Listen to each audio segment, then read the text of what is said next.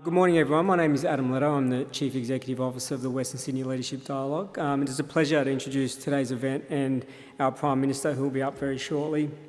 But before I welcome the PM to the stage, I do want to acknowledge our sponsors, Western Sydney University, our Western Sydney International, Bradfield Development Authority, Liverpool City Council, William Inglis, Strat West and Trilogy Hotels.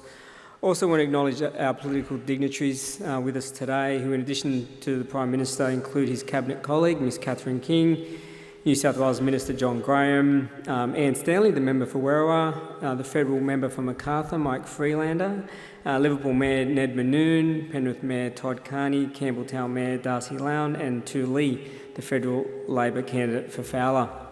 There's a long list of VIPs with us today, some you'll hear from later on, but in the interest of time I won't name who you are, but thank you for coming today.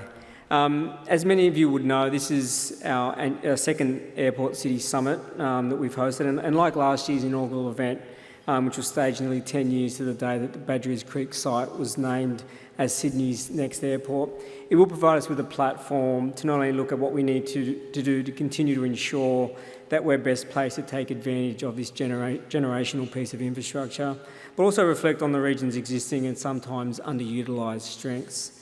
So we're going to be doing that again today, and we will hear a little bit later about the evolution of the Aerotropolis and Bradfield City and how we got to where we are today and what lies over the horizon.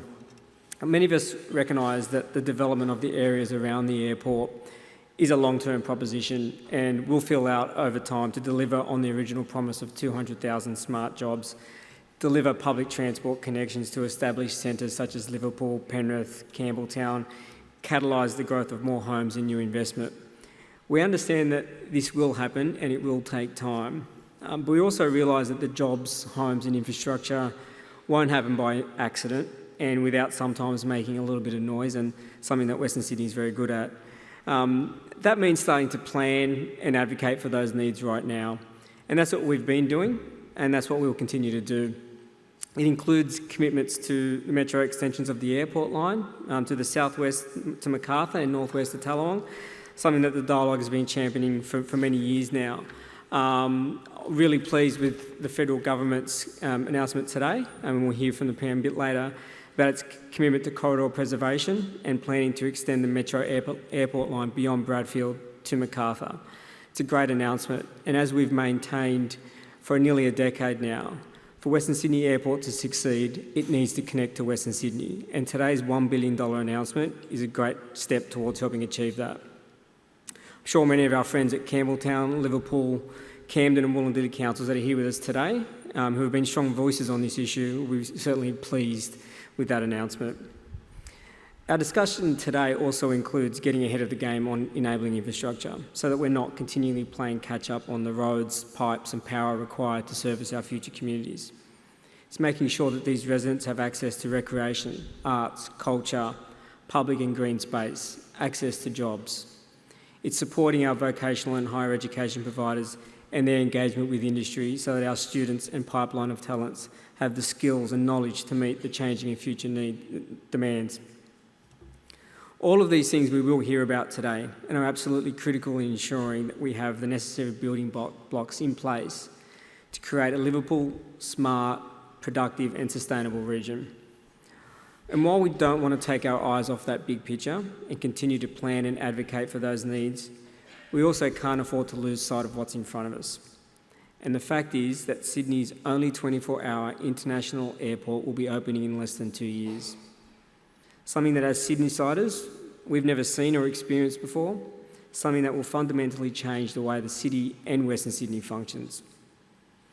One of the key points that we want to make today is that while we understand the strategic value of the airport and the Aerotropolis and the roles that places like Bradfield will play out over the coming decades, there is only a small window over the coming months to make the most of the opportunities that are quite literally landing on our doorstep in less than 2 years. Millions of visitors arriving in Western Sydney around the clock every year. Before our metros are built, our road networks complete, what are the short-term solutions that will connect visitors and passengers to the airport? How are we marketing Western Sydney to international visitors? How can we attract more airlines to fly in and out of WSI? How do we engage with small businesses so that they can get a piece of the international dollar? Are we building enough hotels to keep up with new demand, or will visitors be simply funnelled into the CBD? These are just a few of the questions that we'll be looking to have answered over the next 18 months as part of our campaign, Take Flight 2026, which is an airport readiness campaign that we're launching today, running in collaboration with some of the region's biggest tourist and visitor organisations. Places like Sydney Zoo, Scenic World, Blue Mountains Tourism, Sydney Motorsport Park, Winter Sports World, Western Sydney Lakes, Accor, Trilogy Hotels, and many others that are here with us today. A collective and strong voice that will work with the federal, New South Wales and local governments to make sure that Western Sydney has the red carpet ready to roll out to the world by the time our airport opens. A group that won't be asking for billions of dollars, but it will be championing for practical, deliverable solutions and investment that responds to the industry opportunities that are waiting to be unlocked, and importantly, can provide a return for Western Sydney. At the Dialogue, where we've already established our intent through the creation of our Best of the West Food Lovers Guide to Greater Western Sydney, which you'll see a copy on your tables, which is our attempt at raising awareness of one of the city's best kept secrets, the region's food scene. This guide and the ensuing campaign, which we kicked off at Western Sydney International with New South Wales Minister for Tourism, John Graham, just a few weeks ago, has been designed to showcase one of the region's biggest strengths and one of the world's great connectors, food. It was designed not to just provide an A to Z on the best places to eat in the region, but actually showcase the colour, culture and stories that represent the best of Western Sydney. For those that missed the launch, I'm going to play a quick video which captures the essence of what it's all about.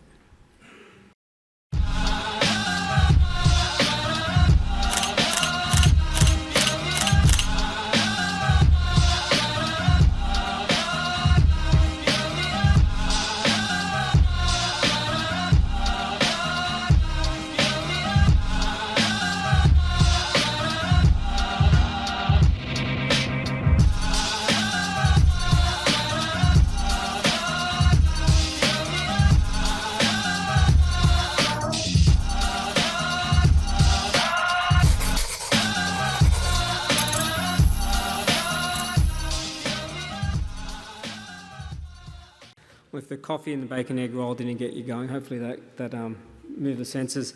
If the kitchen is often said is the heart of the home, and I said this on the day of the launch, that we see no reason why Western Sydney shouldn't be seen as the nation's kitchen, a place that is the centre of activity, where people meet, where people of all backgrounds and ages are welcome. Like Minister Graham said on the day, every passenger that arrives at Western Sydney should have a copy of this guide waiting for them when they land.